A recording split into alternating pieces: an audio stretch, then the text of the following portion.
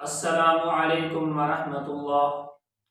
آج ایک بھائی نے سوال پوچھا ہے کہ میں نماز کی ہر رکعت میں ایک ہی سورت پڑھتا ہوں، تو کیا ایک سورت پڑھنے سے میری نماز ہو جائے گی یا نہیں؟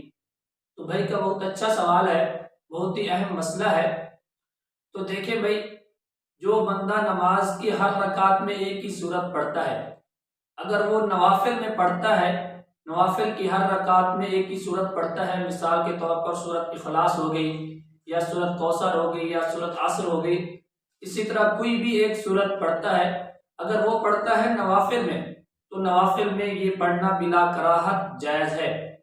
اور اگر وہ آدمی فرض یا سنت پڑھ رہا ہے، وہ فرائض اور سنت میں اگر ایک ہی سورت پڑھتا ہے، سورت اخلاص یا سورت کوثر یا سورت العصر، اسی طرح کی کوئی بھی ایک سورت اس کو یاد ہے، وہ فرائض کی ہر رکعت میں یا سنت کی ہر رکعت میں وہ ایک ہی سورت پڑھتا ہے، تو یہ مکروہ تنزیہ ہے۔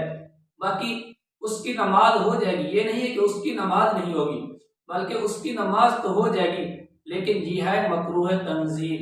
اور اس آدمی کو چاہیے کہ وہ اور صورتیں بھی یاد کریں، اور قرآن مجید کی جو آخری پارے کی آخری صورتیں ہیں، آخری پارے کی جو آخری صورتیں ہیں، وہ اتنی مشکل نہیں ہے۔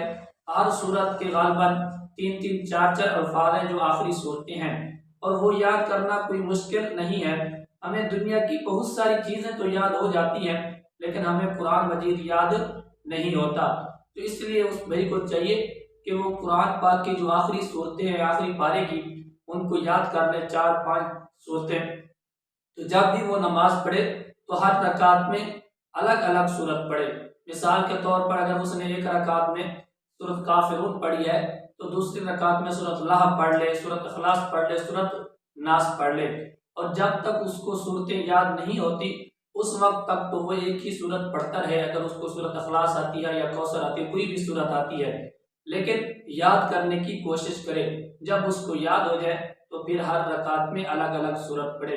باقی اگر ہر رکعت میں ایک ہی صورت پڑھتا ہے فرائض اور سنت میں، تو اس کی نماز ہو جائے گی۔ السلام علیکم ورحمۃ اللہ۔